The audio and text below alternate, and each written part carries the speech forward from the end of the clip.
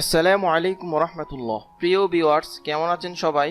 আশা করছি সবাই ভালো আছেন। বেসিক কম্পিউটার কোর্সের এই পর্বে সবাইকে স্বাগতম। এটি হলো 7ম পর্ব, অর্থাৎ 7 নং পর্ব।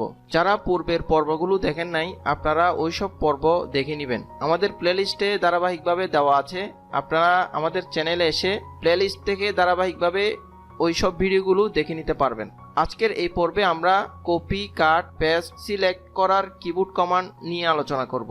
অর্থাৎ কিবোর্ডের সাহায্যে এক ফোল্ডার থেকে অন্য ফোল্ডারে কিভাবে ফাইল নিয়ে আসবেন, কিভাবে ফাইল ট্রান্সফার করবেন, ওইসব বিষয় নিয়ে আলোচনা করব। এরপরে আমরা আলোচনা করব রিসাইকেল বিন নিয়ে। এরপরে আমরা আরো বিভিন্ন অপশন নিয়ে আলোচনা করব। তো আমরা প্রথমে দেখি কিভাবে আমরা শর্টকাট কির মাধ্যমে ফাইল ট্রান্সফার করব। যেমন আমি টেক পয়েন্ট বাংলাদেশ এই ফোল্ডারে যাচ্ছি, ডাবল ক্লিক করছি, দেন ইমেজে যাচ্ছি, ইমেজ এই ফোল্ডারে যাচ্ছি। এখানে দেখেন অনেকগুলো ইমেজ আছে। এখন আপনি যদি সব ইমেজকে একসাথে সিলেকশন করতে চান কিবোর্ডের সাহায্যে, তাহলে Ctrl+A এটা দিলে সবগুলো একসাথে সিলেকশন হয়ে যাবে। এখন আপনি যদি কপি করতে চান তাহলে Ctrl+C দিবেন। এরপরে আপনি চাচ্ছেন যে অন্য একটা ফোল্ডারে নিয়ে যাবেন, তাহলে এই ফোল্ডারে আসবেন। আসার পরে আপনি এখানে কিবোর্ড থেকে ভেরির বি পেস্ট করবেন। কন্ট্রোল ভি পেস্ট করলে দেখেন এগুলো এখানে পেস্ট হয়ে গেল। যেটা আমরা গত পর্বে আমরা ম্যানুয়ালি করেছি, ওটা আজকে আমরা কিবোর্ড শর্টকাট কির মাধ্যমে করছি। এখন আপনি চাচ্ছেন যে এগুলোকে কি করবেন, কাট করবেন, অথবা আপনি এগুলোকে ডিলিট করবেন। তাহলে কিভাবে করবেন? Ctrl+A দিয়ে সিলেকশন করবেন, দেন কিবোর্ড থেকে ডিলিট কি প্রেস করবেন। তাহলে আমার এই ইমেজগুলো ডিলিট হয়ে গেল। আর যদি আপনি কাট করতে চান তাহলে Ctrl+A দিয়ে সিলেকশন করেন, কিবোর্ড থেকে Ctrl+X প্রেস করেন, তাহলে কি হয়ে যাবে? কাট হয়ে যাবে। অর্থাৎ এগুলো এখানে আর থাকবে না। আমি কাট করলাম, কাট করার পর আমি এটাকে কি করছি, মিনিমাইজ করছি, দেন বাংলাদেশ ফোল্ডারে আসছি, দেন কিবোর্ড থেকে Ctrl+V প্রেস করলাম, তাহলে এই ইমেজগুলো এখানে চলে আসছে। যেহেতু আমরা কাট করেছি, তাই এই ইমেজগুলো আমরা যেখান থেকে কাট করেছি ওই ফোল্ডারে আর থাকবে না। আমরা একটু চেক করে দেখি। টেক পয়েন্ট বাংলাদেশ এই ফোল্ডারে আসলাম, দেন ইমেজ আসলাম, দেখেন এখানে আমাদের ইমেজগুলো আর নেই। আমরা যদি আবার নিয়ে আসতে চাই তাহলে আমরা বাংলাদেশ ফোল্ডারে আসব, দেন এখান থেকে Ctrl+A দিয়ে সিলেকশন করব, দেন কিবোর্ড থেকে Ctrl+X প্রেস করব, দেন আমরা এটা কেটে দিচ্ছি, দেন টেক পয়েন্ট বাংলাদেশ ফোল্ডারে আসলাম, দেন ইমেজে আসলাম, দেন কিবোর্ড থেকে Ctrl+B প্রেস করছি, তাহলে দেখেন এখানে এই ইমেজগুলো চলে আসলো। এরপর আমরা আলোচনা করব রিসাইকেল বিন নিয়ে। রিসাইকেল বিন কি? আমরা জানি কম্পিউটার থেকে অপ্রয়োজনীয় কোনো ফাইল ফোল্ডার আমরা যদি ডিলিট করে দিই, এই ফাইল ফোল্ডারগুলো রিসাইকেল বিনে গিয়ে জমা হয়, অর্থাৎ ডাস্টবিনে গিয়ে এগুলো জমা হয়ে থাকে। তো আপনি যদি চান এগুলোকে আবার ফিরিয়ে আনতে পারবেন। অনেকে প্রশ্ন করেন যে আমি যদি রিসাইকেল বিন থেকে ফোল্ডার, ফাইল এগুলো ডিলিট করি তাহলে এগুলোকে আর ফিরিয়ে পাবো কিনা। তাহলে আমরা দেখি এই বিষয়টা। এটা হচ্ছে রিসাইকেল বিন। আমরা যদি এখানে প্রবেশ করতে চাই তাহলে কি করতে পারি? তাহলে আমরা কিভাবে প্রবেশ করব? এখানে আমরা ডাবল ক্লিক করে মাউসের লেফট বাটন দিয়ে প্রবেশ করতে পারি, অথবা রাইট বাটন ক্লিক করে ওপেনে ক্লিক করতে পারি। তাহলে দেখেন এখানে দিস ফোল্ডার ইজ এমটি, এখানে কোনো ফোল্ডার নেই। এখন দেখেন আমি এখান থেকে যে কোনো একটা ফোল্ডার ডিলিট করছি। যেমন ধরেন এখানে ওয়ালপেপার, এই ফোল্ডারটা আমি ডিলিট করছি। এটা সিলেকশন করলাম, দেন কিবোর্ড থেকে ডিলিট কি প্রেস করলাম, দেখেন এখানে ডাস্টবিনে গিয়ে এটা জমা হয়ে গেল। এই ডাস্টবিন কিছুক্ষণ আগে কি ছিল? খালি ছিল, এখন এটা ফিল আপ হয়ে গেছে। তাহলে আমরা এখানে যাচ্ছি, এখানে ক্লিক করলাম, ডাবল ক্লিক করলাম, দেন এখানে আসলাম, দেখেন এই ফোল্ডারটা এখানে চলে আসছে। আমরা যদি আবার নিয়ে যেতে চাই তাহলে কি করব? রিস্টোরে ক্লিক করলে সেটা এখানে চলে আসবে। দেখেন এখানে চলে আসছে। এখন রিসাইকেল বিন, এই ফোল্ডারটা, এই ডাস্টবিনটা খালি। তো আমরা এটা ডিলিট করছি, ডিলিট করার পরে আবার এখানে আসছি। এখন আমরা যদি এখান থেকে ডিলিট করে দিই তাহলে আমরা এই ফোল্ডারটা আর ফিরিয়ে পাবো না। তো আপনারা এই বিষয়টা অবশ্যই খেয়াল করবেন। ধরেন এখানে অনেকগুলো ফোল্ডার, যেমন আমি বাংলাদেশে এই ফোল্ডারটাও ডিলিট করছি, এখান থেকে BTEB এই ফোল্ডারটাও ডিলিট করছি, তারপর হচ্ছে ফেসবুক দিয়ে যে ফোল্ডারটা আছে আমি ওটাও ডিলিট করছি। এরপর আমি রিসাইকেল বিনে যাচ্ছি, তাহলে দেখেন এখানে অনেকগুলো ফোল্ডার চলে আসছে। এখন আপনি চাচ্ছেন যে ভুলে আমার ফোল্ডারগুলো চলে আসছে, এখন আপনি সবগুলো ডিলিট করবেন না, কয়েকটা ডিলিট করবেন বা কয়েকটা ডিলিট করবেন না। তাহলে দেখেন আমি এই 3টা ফোল্ডার আবার ফিরিয়ে আনবো, তাহলে রাইট বাটন ক্লিক করে রিস্টোরে ক্লিক করব, তাহলে দেখেন এই পাশে এগুলো চলে আসছে। আর আমি এটা চাচ্ছি না, তাহলে আমি এটা সিলেকশন করলাম, কিবোর্ড থেকে ডিলিট দিব। দেন আপনাকে বলছে আপনি কি এটা ডিলিট করবেন নাকি ডিলিট করবেন না। যদি ডিলিট না করেন তাহলে নোতে দেন, ডিলিট করলে ইয়েসে ক্লিক করেন, তাহলে আমার এই ফোল্ডারটা ডিলিট হয়ে যাবে। এই ফোল্ডারটা আমরা আর ফিরিয়ে পাবো না। এখন আমরা দেখব কিভাবে ভিডিও প্লে করতে হয়, কিভাবে অডিও প্লে করতে হয়, কিভাবে ফটো বা ইমেজকে ছোট বড় করে দেখতে হয়, এসব বিষয়গুলো নিয়ে আমরা আলোচনা করব। তো আমরা টেক পয়েন্ট বাংলাদেশে ফোল্ডারে যাচ্ছি। যাওয়ার পর দেখেন এখানে একটা ভিডিও ফোল্ডার আছে, আমি এখানে যাচ্ছি, রাইট বাটন ক্লিক করে ওপেনে যাচ্ছি। এখানে আপনারা দেখতে পাচ্ছেন দুইটা ভিডিও আছে। তো আমি ভিডিও কিভাবে অন করছি দেখেন, রাইট বাটন ক্লিক করবেন, দেন প্লেতে ক্লিক করবেন। আমি প্লেতে ক্লিক করলাম, দেখেন আমার এই ভিডিওটা রান হয়েছে। এখন এখানে দেখেন আপনি চাইলে এখান থেকে পজ করে দিতে পারেন অথবা এখান থেকে স্টপ করে দিতে পারেন। তারপর এখান থেকে আপনি সাউন্ড বড় ছোট করতে পারেন, ঠিক আছে। অথবা আপনি মাউসের হুইলটা সামনের দিকে ঘোরালে ভলিউম বাড়বে আর পিছনের দিকে ঘোরালে ভলিউম কমবে। এরপর আপনি এখান থেকে ক্রস, মিনিমাইজ করতে পারেন। আবার এখানে ক্লিক করলে সেটা পুরো স্ক্রিন জুড়ে দেখাবে। দেখেন একটা সাউন্ড শোনা যাচ্ছে, আপনি যদি এটা বড় করে দেন তাহলে বড় হয়ে যাবে। এভাবে করে ভিডিও প্লে করতে হয়। ভিডিও প্লে করার জন্য একটা সফটওয়্যারের প্রয়োজন হয়।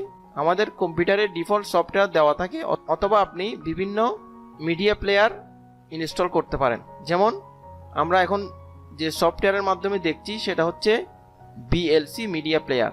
ডান পাশে দেখেন এখানে ভিডিওর কর্নারে আইকনটা দেখা যাচ্ছে, এই যে এটা হচ্ছে বিএলসি মিডিয়া প্লেয়ারের আইকন। আপনি যদি চান আপনি অন্য একটা সফটওয়্যারের মাধ্যমে দেখবেন, তখন সেটা কিভাবে দেখবেন? এক্ষেত্রে আপনাকে ভিডিওর উপর রাইট বাটন ক্লিক করতে হবে, দেন ওপেন উইথ এই অপশনে আসবেন। আসার পর দেখেন এখানে মুভিজ অ্যান্ড টিভি, এটার মাধ্যমে আপনি দেখতে পারেন, অথবা উইন্ডোজ মিডিয়া প্লেয়ার এটার মাধ্যমে দেখতে পারেন। যেমন আমি যদি এখানে ক্লিক করি, এই যে দেখেন এটা ওপেন হয়েছে, এটা হচ্ছে উইন্ডোজ মিডিয়া প্লেয়ারের মাধ্যমে ওপেন হয়েছে। আপনি এটা বড় করে দিতে পারেন এখান থেকে। দেখেন আগেরটা এবং এটার মধ্যে অবশ্যই পার্থক্য রয়েছে। দেখেন আপনি এখান থেকে স্টপ করতে পারেন, ভিডিও স্টপ করতে পারেন, আবার এখান থেকে প্লে দিতে পারেন, আবার এখানে ক্লিক করলে পজ করতে পারবেন। এখান থেকে আপনি সাউন্ড বাড়াতে কমাতে পারবেন। আমি কেটে দিচ্ছি।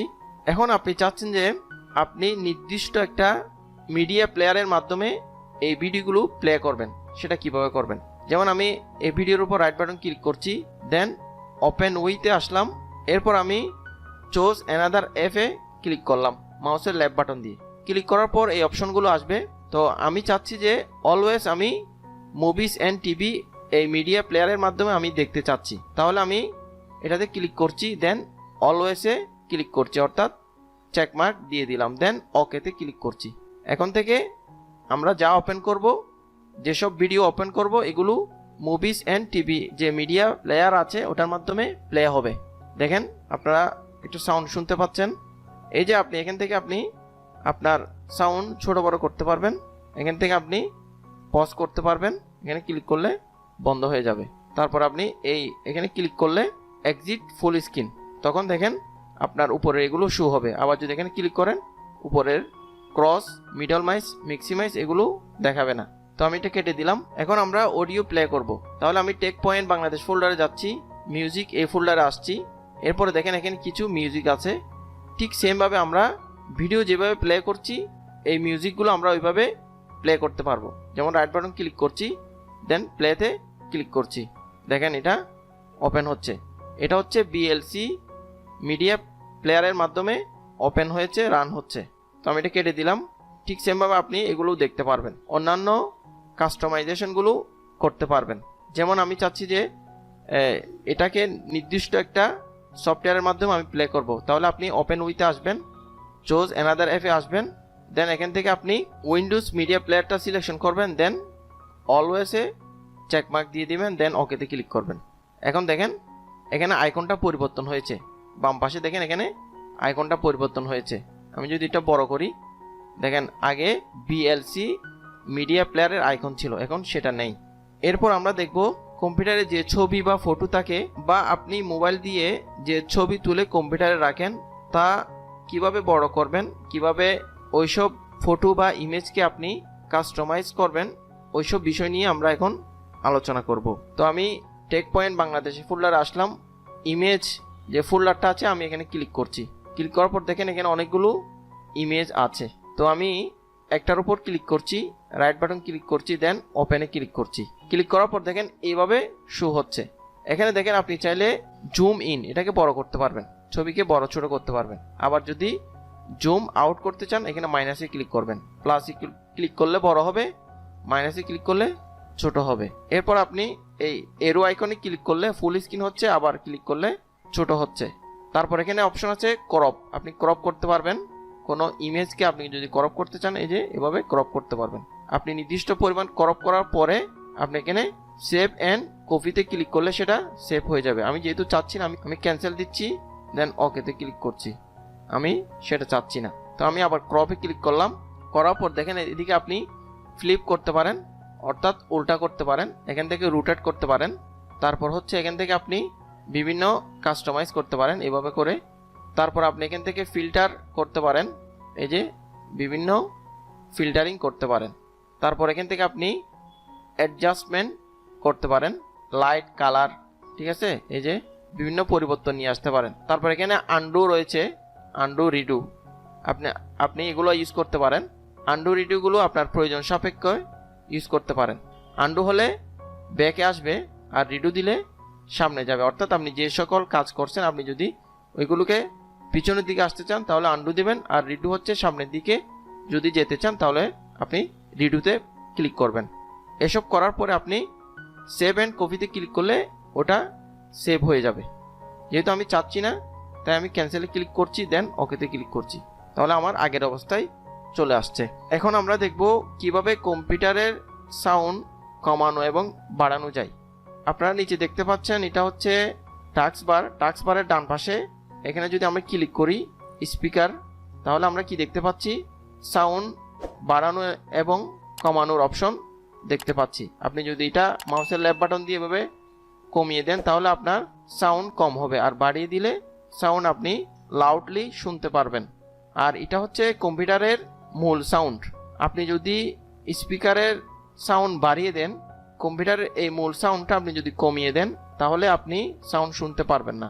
যতক্ষণ না আপনি এখানে বাড়িয়ে দিবেন আপনি ততক্ষণ ওখানে সাউন্ড লাউডলি শুনতে পারবেন না। এজন্য আপনাকে এখানে অবশ্যই বাড়িয়ে দিতে হবে, তাহলে আপনি স্পিকারে ভালো সাউন্ড শুনতে পারবেন, অথবা যদি রেকর্ড করেন তাহলে ভালো রেকর্ড করতে পারবেন। তো এই ছিল আজকের বিষয়। আপনারা যারা পূর্বের ভিডিওগুলো দেখেন নাই আপনারা অবশ্যই পূর্বের ভিডিওগুলো দেখবেন। আমাদের প্লেলিস্টে পূর্বের ভিডিওগুলো দেওয়া আছে, আপনারা ওখান থেকে ধারাবাহিকভাবে সব ভিডিও দেখে নেবেন, তাহলে আপনার বুঝতে আরও সহজ হবে। তো আজ এখানে শেষ করছি, সবাই ভালো থাকবেন, সুস্থ থাকবেন, আল্লাহ হাফেজ।